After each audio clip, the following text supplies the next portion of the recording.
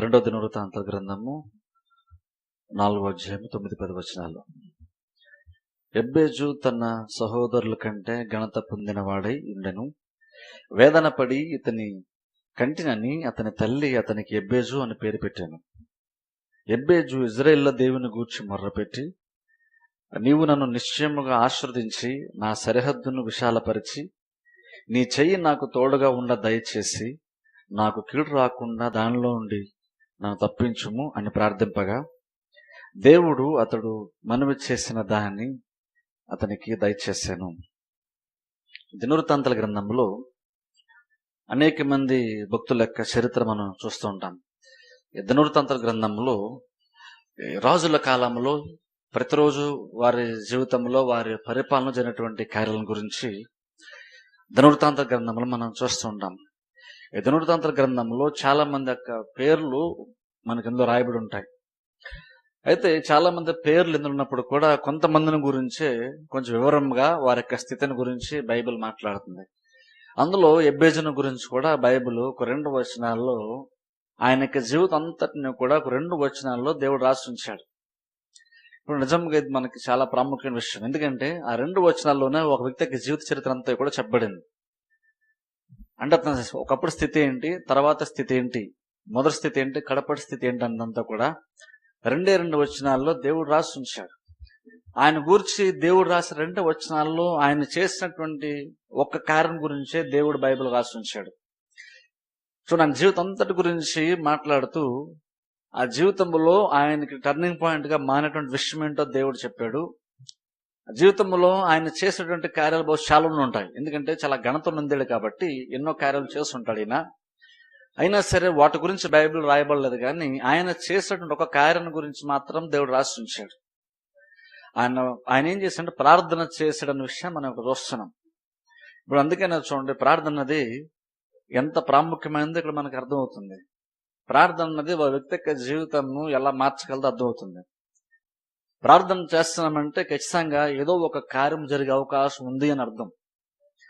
ఊరిని మనం చేయాల్సింది ఏమీ లేదు కాబట్టి ప్రార్థన చేస్తున్నామని కాదు, కానీ ప్రార్థన చేస్తున్నామంటే ఏదో ఒక కార్యం జరిగే అవకాశం ఖచ్చితంగా ఉంది అని మన విషయాన్ని గ్రహించాలి.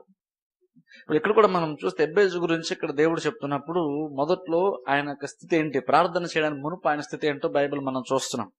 బైబిల్లో దేవుడు ఏం చెప్తాడంటే, ఆయన పుట్టినప్పుడంట వేదన పడి ఇతని కంటినని అతని తల్లి అతనికి ఎబ్బేజు అను పేరు పెట్టాను చూస్తున్నాం. వేదనతో ఇతన్ని కంద కాబట్టి అతనికి ఎబ్బేజు అనే వేదన అనే పేరు అతనికి పెట్టేసింది వాళ్ళ తల్లి.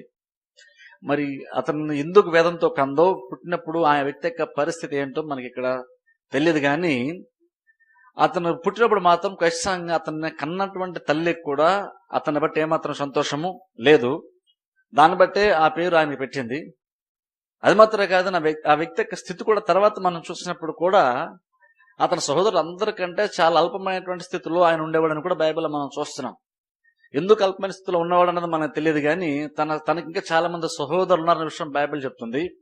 తన సహోదరులు అందరికంటే తన దయనీయమైనటువంటి పరిస్థితి, అందరూ చూసి ఇతన్ని జాలిపడేవాళ్ళే. అలాంటి స్థితిలో ఎబ్బేజు ఉండేవాడు ఒకప్పుడు. అలాంటి స్థితిలో ఒకప్పుడు ఉండేవాడు ఈయన. కానీ ఒక దినాన్న ఎబ్బేజు దేవునికి ప్రార్థన చేసినట్టుగా మనం చూస్తున్నాం. ఇప్పుడు చూడండి, ప్రార్థన చేయడానికి అతన్ని ప్రేరేపించిన కార్యం ఒకసారి చూద్దాం.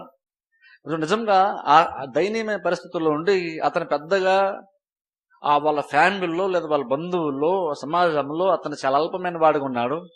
అతనికి ఎటువంటి వాల్యూ లేదు, అతను ఎటువంటి ప్రత్యేకత లేదు. బహుశా దేనికి పనికిరాని వాళ్ళగా అందరూ చూస్తుంటారు. తన సోదరులు అందరూ అల్పమైన వాడి స్థితిలో ఉన్నాడు కాబట్టి. అయితే ఆ స్థితిలో ఉన్నప్పుడు ఆయన బాధపడుతూ కూర్చోలేదు, కానీ ఆయన దేవునికి ప్రార్థన చేసేట్టుగా మనం చూస్తున్నాం. ఇప్పుడు చూడండి, చాలా మంది ఆ స్థితిలో ఉన్నప్పుడు మనం బాధపడుతుంటాం. మన బాధని 10 మంది అర్థం చేసుకుని మన మీద జాలిపడాలనుకుంటాం. కానీ ఎబ్బేజు మాత్రము తాత్కాలికంగా 10 మంది చూపించేటువంటి జాలి కూడా ఎదురు చూడలేదు. ఎబ్బేజు అంటే, నేను స్థితిలో ఉన్నాను, అందరూ నన్ను చూసి బాధపడుతుండొచ్చు, అందరూ నన్ను చూసి దయనీయమైన పరిస్థితులు ఉన్నానని అందరూ జాలిపడుతుండొచ్చు, కానీ ఎవరైతే 10 మంది చూసి అతన్ని చూసి జాలి పడుతున్నారో అతను మాత్రం ఎబ్బేజు మాత్రం ఆ స్థితిలో ఉండడానికి ఇష్టపడలేదు. ఇప్పుడు ఫస్ట్ ఆఫ్ ఆల్ అసలు అది కావాలి. ఇప్పుడు చాలా ప్రాబ్లం ఏంటంటే, ఈ రోజుల్లో ఒక సమస్య ఎక్కువ కాలం మనకు ఉండేసరికి దానికి అలవాటు పడిపోతాం మనం. సైకలాజికల్ కూడా మనకి ఏంటంటే మన మైండ్ ఇంకా అది ఎంత పెద్ద సమస్య అయినా సరే కొంతకాలం అది ఉండేసరికి దానికి అలవాటు పడిపోతాం మనం. ఏముందని అనుకుంటాం మనం. కానీ ఎబ్బేజు పుట్టిన దగ్గర నుండి ఆ సమస్యతో బాధపడుతున్నప్పటికీ కూడా ఆయన పేరులోనే ఆ దుఃఖం ఉన్నప్పుడు కూడా, పేరులోనే ఆ ప్రాబ్లం ఉన్నప్పటికీ ఎబ్బేజు మాత్రం అలా ఉండడానికి ఇష్టపడలేదు. ఆయన దానిలో ఎలాగైనా సరే బయటికి రావాలనుకున్నాడు. అతన్ని కన్నటువంటి తల్లికి కూడా అతని మీద ఏమాత్రం నిరీక్షణ లేదు, అతని పైకి వస్తానటువంటి ఆలోచన లేదు. కానీ ఎబ్బేజు మాత్రము తాను ఏ స్థితిలో ఉన్నాడో ఆ స్థితిలో ఉండడానికి ఆయన ఇష్టపడలేదు. ఏదో రకంగా పైకి రావాలి, ఏదో రకంగా ఈ స్థితిలో నుండి పైకి రావాలని దేన్ని బట్టి అయితే, ఆ పేరుని బట్టి ఏ గుర్తింపు అయితే అతనికి ఉందో, ఎబ్బేజు అనగానే జనాలకి ఏం గుర్తు వస్తుందో దాన్ని మార్చుకోవాలి అనేటువంటి ఆలోచన ఎబ్బేజుకి కలిగింది. ఆలోచన వచ్చినప్పుడు ఆయన ఏం చేసిన బైబిల్ చూస్తుంటే ఆయన ప్రార్థన చేశాడంట. ఇప్పుడు నిజంగా చూడండి, ప్రార్థన అనేది వ్యక్తుల యొక్క జీవితాన్ని ఎలా మారుస్తుందో మనకు అర్థమవుతుంది. మనం కొన్ని క్రిస్టియన్స్ కాబట్టి, ఏదో శనివారం కాబట్టి, ఏదో ప్రార్థన కూడిక అనేది ఉంది కాబట్టి ప్రార్థన చేస్తాం అనుకుంటున్నాం. కానీ ఎబ్బేజు ప్రార్థన చేస్తున్నప్పుడు ఏదో ఆచారంగా చేసేదేమి లేక చేసింది కాదు. ఎబ్బేజు ప్రార్థన చేస్తున్నప్పుడు ఆయన ప్రార్థనలో ఒక గురి ఉంది, ఆయన ప్రార్థనలో ఒక ఉద్దేశం ఉంది. ఆయన ప్రార్థన ద్వారా ఏదో ఒక కార్యమును పొందుకోవాలనుకున్నాడు, ఒకటి సాధించుకోవాలనుకున్నాడు. తన యొక్క స్థితినే, తన యొక్క భవిష్యత్తునే మార్చుకోవాలనుకున్నాడు. తన భవిష్యత్తును మార్చుకోవడానికి అతడు ఎంచుకున్నటువంటి మార్గం ఏంటంటే దేవుని దగ్గర ప్రార్థన చేయాలని దాన్ని అనుకున్నాడు. ఇప్పుడు ఆయన ఎటువంటి ప్రత్యేకత లేదు, కానీ ఆయన ఏ కార్యము చేయగలలేదో తెలియదు. బహుశా ఆయనకి ఏది చేత కాకపోవచ్చు, కానీ ఒకటి మాత్రం ఆయన చేతకైనది, అదేంటంటే ప్రార్థన చేయడం. దేవుని దగ్గర ప్రార్థన చేయడం మాత్రం అతనికి బాగా తెలిసినటువంటి ఒక విషయం. అందుకే అతను ప్రార్థన చేసినప్పుడు మామూలు చేసుకున్నాడు. ఖచ్చితంగా అతని స్థితి నిజంగా దేవుడు పూర్తిగా మార్చేస్తాడు. ఎంతగా మార్చాడంటే, ఇక పోన్లే కొంత అతని జీవితం కొంతవరకు బాగానే ఉందిలే అన్న స్థితిలో కాదు, తన సహోదరుల కంటే ఇంకొక గంట పొందాడంట. అంటే తన సహోదరుల కంటే అల్పమైన స్థితిలో ఉండేటువంటి ఈయన ఇప్పుడు తన సహోదరులను కూడా దాటిపోయి వాళ్ళకంటే మంచి స్థితిలోనికి దేవుడి వ్యక్తిని తీసుకుని వచ్చాడు. ఇప్పుడు అందరూ ఇతను చూసి ఆశ్చర్యపోయి ఇతని గురించి గొప్పగా మాట్లాడిన స్థితిలోనికి దేవుడు అతను తీసుకొచ్చాడు. ఒకప్పుడు అందరూ అతను చూసి జాలిపడి ఉంటారు, కానీ ఇప్పుడు అందరూ బహుశా అతను చూసి అసూయ కూడా పడుతుండొచ్చు. ఆ స్థితిలోనికి దేవుడి వ్యక్తిని తీసుకుని వచ్చాడు. అది ఎలా జరిగింది, అది ఎలా సాధ్యపడింది అంటే అతను ప్రార్థన చేశాడంట. అంటే అతను ప్రార్థన చేయడం బట్టి ఏం చెప్తాడంటే, ఇది ఆ స్థితిని తానైతే మార్చుకోవాలనే విషయాన్ని ఒప్పుకున్నాడు. ఇది దేవుని వలన అయితేనే ఇది జరుగుతుంది, లేదంటే జరిగేటువంటి అవకాశమే లేదు అన్న విషయం ఆయన గ్రహించాడు. కాబట్టి ఆయన అంటే దేవుని దగ్గర ప్రార్థన చేశాడంట. ఇప్పుడు అందుకంటాను చూడండి, మనము ప్రార్థన తక్కువ అంచనా వేయకూడదు. ప్రార్థన చేసినప్పుడు దేవుడు ఏ కార్యములు చేయగలడో మనం తక్కువ అంచనా వేయకూడదు. దేవుడు ఎలా కార్యాలు జరిగిస్తాడో తెలియదు. అందరికంటే దయనీయమైన పరిస్థితుల్లో వ్యక్తి ఉన్నప్పుడు కూడా అతని దర్శనంలో ఒకటి ప్రార్థన చేస్తే ఖచ్చితంగా దేవుడు జరిగించే అవకాశం ఉందనే విషయం ఆయన తెలుసు. అందుకని దేవునికి ప్రార్థన చేశాడంట. తన ప్రార్థన చేసిన బైబిల్ ఏం చెప్తుందంటే, తన ప్రార్థన చేసినప్పుడు దేవుడు ఆలకించాడంట. ఇప్పుడు చూడండి, దేవుడు ప్రపంచం పరలోకంలో ఉండి భూమి మీద జరుగుతున్న కార్యాలను ఏదో జస్ట్ ఆయన ప్రతిదీ నోట్ చేసుకుంటున్నాడు, ఆయనకి ప్రతిదీ రికార్డ్ అవుతుంది తెలిసినది మాత్రమే కాదు. కానీ ఆయన చూసేటువంటి దృష్టి ఎలా ఉంటుందంటే, ఆయన చూస్తున్నానని చెప్తున్న అర్థం ఏంటంటే ఆ స్థితిని కూడా మార్చడానికి దేవుడు ఇష్టపడుతున్నాడు. ఇప్పుడు ఎబ్బేజు యొక్క స్థితి ఎబ్బేజు నీ స్థితి నాకు తెలుసు అంటే ఏదో పోనీ నా స్థితి దేవుడికి అర్థమైంది అన్నదే కాదు. దేవుడు నాకు నీ స్థితి గురించి నాకు తెలుసు, నువ్వేంటో నాకు తెలుసు అని చెప్తున్నప్పుడు దాని అర్థం ఏంటంటే నీ స్థితి నేను మార్చగలన్న విషయం దేవుడు చెప్తున్నాడు.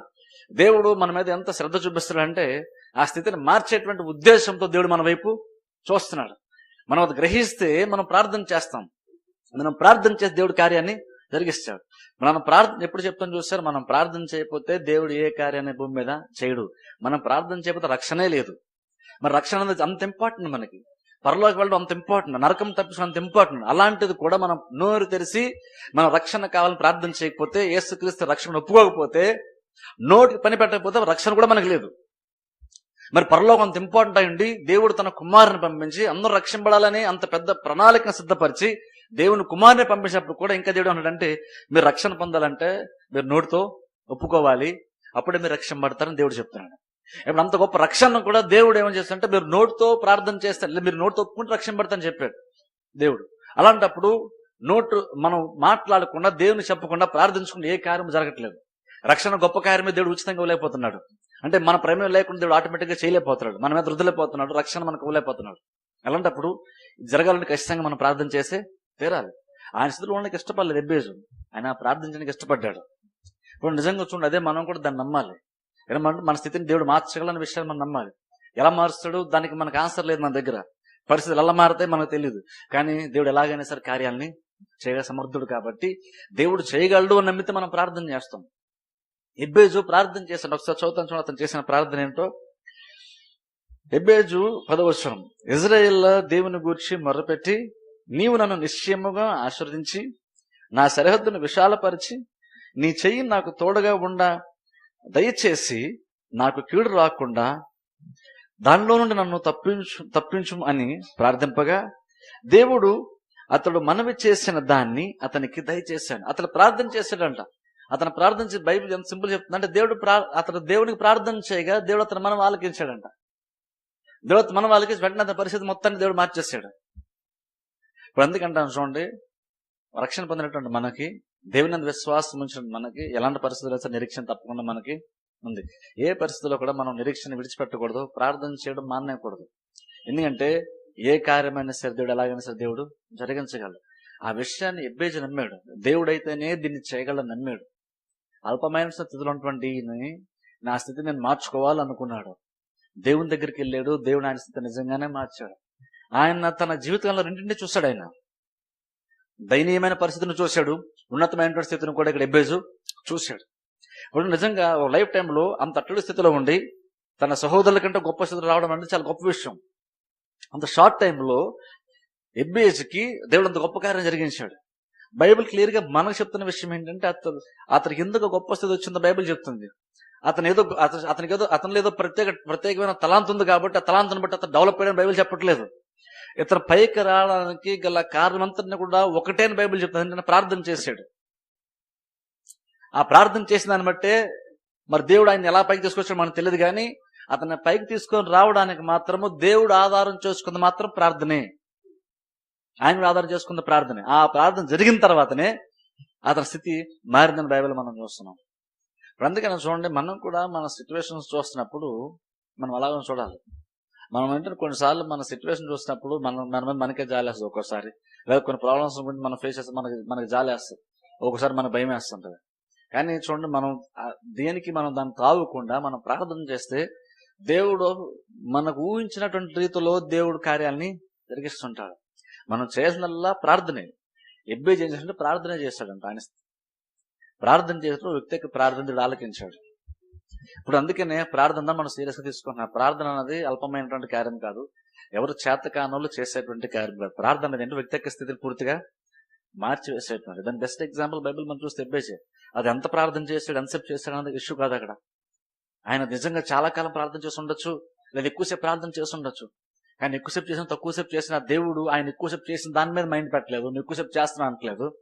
ఆయన ప్రార్థన చేశాడు, నేను ఆ ప్రార్థనకి నేను జవాబు ఇచ్చాను దేవుడు, అంతే. ఆ జవాబు ఇచ్చిన బాగా అందులో ప్రాసెస్ లో దేవుడు అతన్ని హెచ్చింపజేశాడంట. సహోదరుల కంటే మంచి స్థితిలోనికి వెళ్ళిపోయాడు.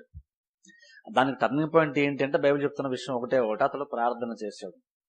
ఇప్పుడు మనం ఇప్పుడు కూడా అదే ప్రార్థన చేస్తున్నాం, కానీ మనం ఏం మర్చిపోతుంది, ఇలా మనం ఇప్పుడు ఏ ప్రార్థన చేస్తున్నాం అలాంటి ప్రార్థన ఒకప్పుడు ఒక వ్యక్తి చేస్తే ఆ వ్యక్తి యొక్క స్థితి పూర్తిగా మారిపోయిందంట. అంటే ఇప్పుడు చూడండి, ఇప్పుడు ప్రార్థన మనంతా సీరియస్ తీసుకుని ఆలోచించండి. మన ప్రార్థన మనమే సీరియస్ తీసుకోకపోతే, చేసిన వ్యక్తి సీరియస్ తీసుకోవద్దు, ఖచ్చితంగా దేవుడు కూడా సీరియస్ తీసుకోడు.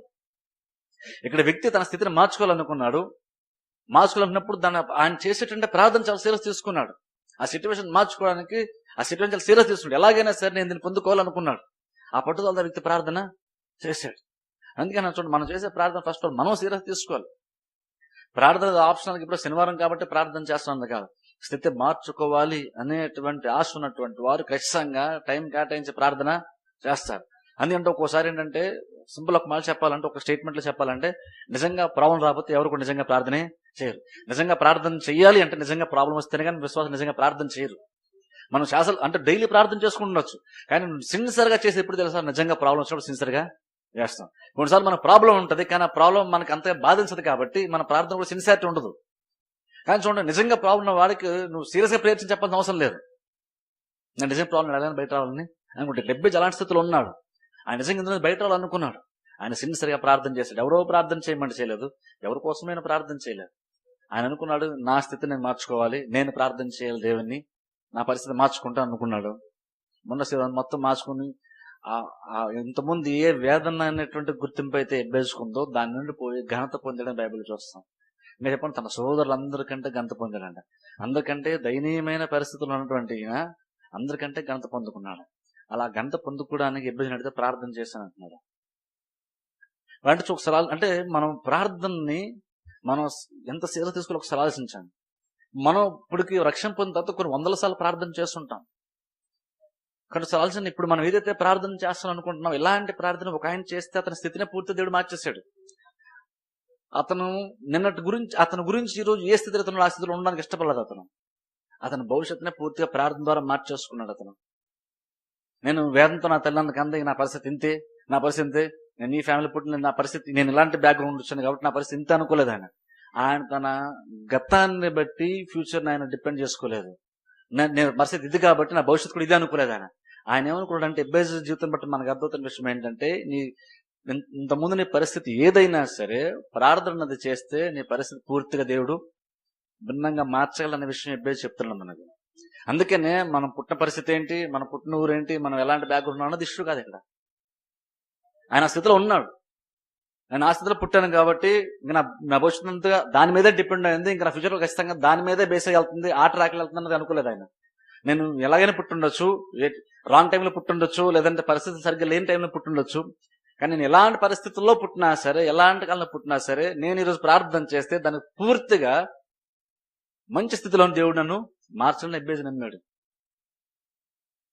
నేను ఎప్పుడు కూడా మన స్థితి ఇంతే కాబట్టి ఇంతే అని ఎప్పుడు అనుకోకూడదు. మన స్థితి ఏదైనా కావచ్చు, సరిగ్గా ప్రార్థన చేస్తే పూర్తిగా ఆపోజిట్ గా ఉన్నతమైన స్థితిలో దేవుడు ప్రార్థన ద్వారా మనల్ని నడిపించాడు. అది ఎలా చేస్తాడంటే మనకు తెలియదు. అది ఎబ్బేసిన దేవుడు ఎలా ఘనపరిచాడో మనకు తెలియదు. అతను ప్రార్థన చేసిన తర్వాత అతనికి దేవుడు ఏమి ఇచ్చాడు, తలంతలను ఇచ్చాడా, లేదా ఇంకేదన్నా వేరే రీతిలో ఏదన్నా ఆయన వాడుకొని దాని ద్వారా డెవలప్ అయ్యాడో మనకు తెలియదు. కానీ ఒకటి మాత్రం తెలుసు, దేవుడు ఒకటే ఎబ్బేజు గురించి చెప్తున్నాడు, ఒకటే విషయం గుర్తుపెట్టుకోమని చెప్తున్నాడు మనకి. అతను నేను ఏ విధంగానే సరే సామర్థ్యం ఇచ్చి ఉండొచ్చు, నేను వేరే సొలొమోను జ్ఞానం ఇచ్చినట్టుగా, లేదా అతను నేను ఇంకేదో ఇచ్చి ఉండొచ్చు, కానీ ఏది ఇచ్చిన ఇష్యూ కాదు. అక్కడ అతని పరిస్థితి ఎలా ఉండేది, ప్రార్థన చేసిన తర్వాత అతని పరిస్థితి ఇది. కాబట్టి మనం ఎబ్బేజు జీవితంలో గుర్తుపెట్టుకున్న విషయం ఒకటే, అతని ఒకటి స్థితి ఏంటి, తర్వాత స్థితి ఏంటి. ఈ రెండింటికి మధ్యలో ఆ డిఫరెన్స్ ఎక్కడ వచ్చిందంటే ప్రార్థన చేసినప్పుడు ఆ స్థితి వచ్చింది. అంటే జీవితం పూర్తి టర్నింగ్ పాయింట్ ఎక్కడ వచ్చిందంటే అతను ప్రార్థన చేసాక టర్నింగ్ పాయింట్ వచ్చింది. అందుకని మనం ప్రార్థన చేసినప్పుడు ఎక్స్పెక్ట్ చేయాలి విషయాన్ని. అంటే ప్రార్థన చేసినప్పుడు ఏదో జరిగే అవకాశం ఖచ్చితంగా ఉంది. ప్రార్థన చేయకపోతే ఎక్స్పెక్ట్ చేయకూడదు, కానీ ప్రార్థన చేసినట్టు ఏదో జరిగే అవకాశం ఖచ్చితంగా ఉంది. ఎబ్బేజు అలా చేసాడు, ఆయన స్థితిని పూర్తిగా మార్చుకున్నాడు. అందుకనే మనం ఇప్పుడు ఈ రోజు ఎలాగ ఉన్నామో రేపు ఇలాగ ఉంటాం మనకు కాదు. మనం ప్రార్థన చేసేటువంటి మనసు మనకుంటే, అది సీరియస్ గా ప్రార్థన చేసే అవకాశం ఉంటే, మన పరిస్థితి మార్చుకోవాలి, అది నిజంగా దేవుడి దగ్గర ప్రార్థన చేసి మార్చుకోవాలి అని నిజంగా అనిపిస్తే, మనం నిన్న ఎలాగ ఉన్నాం ఈ రోజు అలాగే ఉండం. నిజంగా ప్రార్థన చేసే వాళ్ళు ఉంటే, నిజంగా దేవుని మొరపెట్టేటువంటి వాళ్ళు ఉంటే, నిన్న ఎలాగ ఉన్నాం ఈ రోజు అలాగ ఉండం, ఈ రోజు అలాగ ఉన్నాం రేపు అలాగే ఉండం. ఎందుకంటే మనం ప్రార్థన చేసేటువంటి అలవాటు మనకున్నప్పుడు, ఎబ్బేజు లాంటి మనసు మనకున్నప్పుడు స్థితిని ఖచ్చితంగా దేవుడు మారుస్తాడు. అందుకని ఎప్పుడు రోజులు ఒకలా ఉండవు. ప్రార్థన చేసే వాళ్ళకి ఎప్పుడు ఒకలాగానే పరిస్థితిని ఉండడు. దేవుడు ఎప్పుడైనా సరే వ్యక్తుల్ని ప్రార్థన చేసే వాళ్ళ దేవుడు ఇప్పుడు కూడా హెచ్చింపజేస్తాడు. అందుకే దేవుడు చూస్తున్నాడు, మీరు మొర్ర పెట్టండి నేను మీకు ఉత్తరం ఇస్తానని దేవుడు చెప్పాడు. కాబట్టి ప్రార్థన చేసే వాళ్ళు ఉన్నప్పుడు దేవుడు ఖచ్చితంగా అక్కడ ఏమిటంటే మీరు ఎప్పుడు ఒకలాగానే ఉండరు. ఎందుకంటే మీరు ప్రార్థన చేస్తున్నారు, మీరు ప్రార్థన చేసే ప్రతిదీ నా చెవులోకి వెళ్తుంది. దేవుడు టైం వచ్చిన ఖచ్చితంగా నేను కార్యాన్ని అడిగేస్తాను. అందుకనే నిజంగా మనం నమ్మాల్సిన విషయం ఏంటంటే, మనం ప్రార్థన చేస్తుంటే ఎప్పుడు పరిస్థితి ఒకలాగానే ఉండదు. ప్రార్థన చేయకపోతే వేరు, ప్రార్థన చేస్తుంటే ఖచ్చితంగా మార్పు ఖచ్చితంగా జరుగుతున్న విషయాన్ని మనం నమ్మాలి. ఆ మార్పు ఖచ్చితంగా దేవుడు తీసుకొస్తాడు. ప్రార్థన చేసే వాళ్ళు ఉంటే, దేవుని మొర్ర పెట్టేవాళ్ళు ఉంటే ఖచ్చితంగా దేవుడు వ్యక్తిని వాళ్ళు ఏది ప్రార్థన చేస్తారో దాన్ని ఖచ్చితంగా దేవుడు దయచేస్తాడు. మన దేశం కోసం ప్రార్థన చేస్తే ఖచ్చితంగా దేవుడు మార్పుని తీసుకొస్తాడు. మన కుటుంబం కోసం మనం ప్రార్థన చేస్తే, లేదా మన జీవితం కోసం ప్రార్థన చేస్తే ఖచ్చితంగా దేవుడు మార్పుని తీసుకొస్తాడు. అందుకని ఎప్పుడు ప్రార్థన గుర్తుపెట్టుకో, మనం ప్రార్థన చేస్తున్నామంటే సిన్సియర్ గా ప్రార్థన చేస్తాం కనుక మనం చెప్పగలిగితే, ఇంకో విషయం ఖచ్చితంగా మనం నమ్మాలి. ఏంటంటే మనం ప్రార్థన చేస్తే ఎప్పుడు పరిస్థితి ఒకలాగానే ఉండదు, ఏదో ఖచ్చితంగా పరిస్థితిని దేవుడు మారుస్తాడు. కాబట్టి మహిమ నుండి అధిక మహిమలోని ఖచ్చితంగా దేవుడు మనల్ని నడిపిస్తాడు. ఆ విషయాన్ని ఎబ్బేజు చాలా స్పష్టంగా చెప్తున్నాడు. ప్రార్థన చేసే వాళ్ళు ఉంటే ఖచ్చితంగా వాళ్ళ జీవితం దేవుడు మారుస్తాను అంటున్నారు. దానికి ఎబ్బేజే సాక్ష్యం. అతను అదే చెప్తున్నాడు. నేను అందుకని నిజంగా ఎబ్బేజుడు పరలోకం ఏమనుకుంటాడంటే, చాలా మంది విశ్వాసం చూసి ఒకసారి ప్రార్థన చేయకుండా పరిస్థితి మారితే బాగుని ఊహించే వాళ్ళతో ఎబ్బేజు ఏమనుకుంటాడంటే, నేను ప్రార్థన చేశాను, నా కార్యం మీరు కూడా ప్రార్థన చేసి ఖచ్చితంగా నాలాగా మిమ్మల్ని కూడా దేవుడు మారుస్తాడు, బహుశా ఎబ్బేజు పరలోకం అనుకుంటూ ఉంటాడని అనిపిస్తుంది. ఎందుకంటే ఆయన జీవితాన్ని మార్చింది అది, ఆ విషయాన్ని తెలుసు. కాకపోతే ఆ విషయం బైబిల్ దేవుడు రాసి ఉంచినా సరే దాన్ని అంత సీరియస్ గా మనం తీసుకోము. బైబిల్లో ప్రార్థన గురించి నువ్వే వచ్చిన చదివినా చదవకపోయినా సరే అట్లీస్ట్ ఆ 2 వచనాలు చదివితే ప్రార్థన ఎంత మనకు అవసరం, ప్రార్థన ఎంత గొప్పగా జరిగిస్తుందో బైబిల్ మొత్తం ఆ 2 వచనాలు చదివినా సరే మనకి అర్థమైపోద్ది. ఎందుకంటే 2 వచనాల్లో దేవుడు అతని జీవితం మొత్తం చెప్పేశాడు. ప్రార్థన అంత గొప్ప కార్యం చేస్తుంది మొత్తం చెప్పేశాడు. సింపుల్ గా ప్రార్థన చేశాడు. అతని పరిస్థితి ఎప్పుడు అలాగనే లేదు. ఒకప్పుడు ఉండేది, కానీ ప్రార్థన దేవుడు మార్చేశాడు. అదే మనం నమ్మాలి. నిజంగా కనుక మనం కూడా ఇంట్లో ప్రార్థన చేసుకున్నా, చర్చలోకి వచ్చి మన స్థితి కోసం మనం ప్రార్థన చేసుకున్నా ఒక విషయం మనం రూఢిగా నమ్మాలి. అదేంటంటే మనం ప్రార్థన చేస్తామంటే ఎప్పుడు ఒకలాగానే దేవుడు మనం చూడు ఖచ్చితంగా గతం కంటే ప్రస్తుతం కంటే రేపటి దినమున దేవుడు ఇంకా గొప్ప స్థితిలో దేవుడు మనల్ని నడిపిస్తాడు. ఆ సామర్థ్యాన్ని దేవుడు మనకి ఇస్తాడు. ఎందుకంటే ఎబ్బేజు ప్రార్థన చేశాడు. ఆయన ఆశీర్వదింపడాలని, ఆయన పైకి రావాలని, ఆయన సరిహద్దులు విశాలపరచాలని, అతను క్షేమం కావాలని అతను ప్రార్థన చేశాడు. దేవుడు వ్యక్తికి ప్రార్థన ఆలకించి చెప్తున్నాడంటే ఇలాగ ఎవరు ప్రార్థన చేస్తే నేను ఆలకిస్తాను, ఎందుకంటే నేను మార్పు లేని వాడు. ఎబ్బేజు ప్రార్థన చేసినట్టు ఎబ్బేజు ఇప్పుడు మరో వ్యక్తి ప్రార్థన చేసినా దేవుడు ఖచ్చితంగా ఆ వ్యక్తి కూడా దేవుడు దయచేస్తాడు. ఎబ్బేజు ఎటువంటి ప్రత్యేకత లేదు. ఉన్న ప్రత్యేకతల్లో ఒకటి, అతను ప్రార్థన చేశాడు. ఆ ప్రార్థన చేసేట ఆ ప్రత్యేకతే అతని జీవితాన్ని చాలా ప్రత్యేకంగా మార్చింది. అన్నదమ్ములందరిలో ప్రత్యేకమైన వాడుగా నిలిపింది. అందుకన్నాను చూడండి, మన వయసుతున్నా సరే ప్రార్థన చేయడం ఒక్క మంచి అలవాటు అని ఒక బిలీవర్ ఉంటే దేవుడు ఏదో రకంగా ప్రార్థన బట్టి కార్యం జరిగించి వ్యక్తుల యొక్క స్థితిగతులను దేవుడు మారుస్తాడు. ఎందుకంటే మనం ఆ స్థితులను రావాలని మనం ఎలా అనుకుంటున్నామో మనకంటే ఎక్కువగా దేవుడు మన స్థితులను పైకి తీసుకురావాలని దేవుడు అనుకుంటున్నాడు. అయితే ఎబ్బేజే పాపం ఆశపడ్డాడు, ఎబ్బేజ్ పైకి వచ్చాడు రకం కాదు. ఎబ్బేజ్ ఆశపడ్డాడు, కానీ దేవుడు కూడా ఆశపడ్డాడు కాబట్టి తన సహోదరుల కంటే గొప్ప స్థితి దేవుడు ఇచ్చాడు. అందులో దేవుడు చేసిన కార్యం చాలా ఉంది. అందులో మనల్ని కూడా దేవుడు అలానే పైకి తీసుకురావాలనుకుంటున్నాడు. ఎవరైతే నమ్ముతున్నారో అందరిని కూడా దేవుడు పైకి తీసుకురావాలనుకుంటున్నాడు. కాకపోతే అందరూ ఎబ్బేజీలాగా ప్రవర్తించారు, ఎబ్బేజీలాగా అందరూ ప్రార్థించారు. కానీ దేవుడు పైకి తీసుకుని అందరిని ఇష్టపడుతున్నాడు, అందరిని హెచ్చింపజేయాలని ఇష్టపడుతున్నాడు. ఎందుకంటే దేవుడు వాగ్దానం చేసి మిమ్మల్ని పైవారుగా చేస్తాడు, అప్పు ఇచ్చేవారుగా చేస్తాడు. దేవుడు వాగ్దానం నిలిచి ఉంటుంది. మన జీవితంలో ఒకటే మనం ప్రార్థన చేస్తే ఆయన ఆల్రెడీ ఆయన మనసులో ఏముందో చెప్పేశాడు. ఒక దయనీయమైన పరిస్థితి ఉన్నటువంటి వాళ్ళ పట్ల దేవుని యొక్క వైఖరి చెప్పేశాడు. అల్పమైనటువంటి స్థితిలో ఉన్న వారిని దేవుడు ఎలా ఏ స్థితిలో పెట్టడానికి ఇష్టపడుతున్నాడు ఎబ్బేజో దేవుడు చూపించాడు. అది గ్రహిస్తే మనం ప్రార్థన చేయడం, ప్రార్థన చేసి నమ్ముతుంటే దేవుడు సడన్ గా మార్పు తీసుకొస్తాడా, గ్రాడ్యువల్ గా మార్పు, స్లోగా మార్పు తీసుకొస్తాడా మనకు తెలియదు. కానీ మార్పు ఖచ్చితంగా దేవుడు తీసుకొస్తాడు. ప్రార్థన చేసాడు ఒక ఆయన ఎబ్బేజాడు, ఆయన అతని స్థితిని దేవుడు మార్చేశాడు. అందుకనే మన ప్రార్థన ఇప్పుడు వ్యర్థంగా పోదు. ఎబ్బేజాడు ప్రత్యేకమైన వాడు కదా, అందరికంటే అల్పమైన వాడు. ఆయన అతను చేసినల్లో ఒకటే ప్రార్థన చేశాడంట. ఒకప్పుడు ఎబ్బేజ్ ఏదైతే చేస్తే అతని జీవితం మారిందో అదే మనం ప్రతి శనివారం చేస్తున్నాం. మనం చేసే దాని అంత శక్తి ఉంది. మనలాంటి ప్రార్థనే ఒకప్పుడు ఇదే భూమి మీద ఉన్నటువంటి ఒక ఆయన అందరూ చూసి జాలిపడి వేదంతో కనని చెప్పి తల్లి కూడా వదిలేస్తే, అలాంటి వ్యక్తి మనం ఇప్పుడు చేసే ప్రార్థన లాంటి ప్రార్థన చేసి తన సరిహద్దును విశాలపరుచుకున్నాడు. తన సోదరులందరూ గొప్పవాడిగా మారాడు. అతడు చేసింది అదే ప్రార్థన, మనం చేసేది అదే ప్రార్థన. అతడు చేసింది అదే దేవునికి మనం కూడా ఈరోజు ప్రార్థన చేస్తాం. ఆయన అప్పుడు మారలేదు, ఇప్పుడు మారలేదు. ఎబ్బేజ్ లాగా కనుక ఎవరైతే ప్రార్థన చేస్తారో అందరినీ కూడా దేవుడు హెచ్చింపజేస్తాడు. అందుకని ప్రార్థన పెట్టుకుని నిరీక్షణ విడిచిపెట్టకూడదు. సిన్సియర్ గా ప్రార్థన చేయాలి, ఉన్న స్థితిని మార్చుకుని ఇష్టపడాలి. ఆ పట్టుదల ఉంటే ప్రార్థన చేద్దాం. ప్రార్థన చేసి కష్టం దేవుడి పైకి తీసుకొస్తాం. ఎందుకంటే అడుగు ప్రతివానికి ఏ బండి దేవుడు చెప్పాడు. ప్రార్థన చేసుకుంటాం.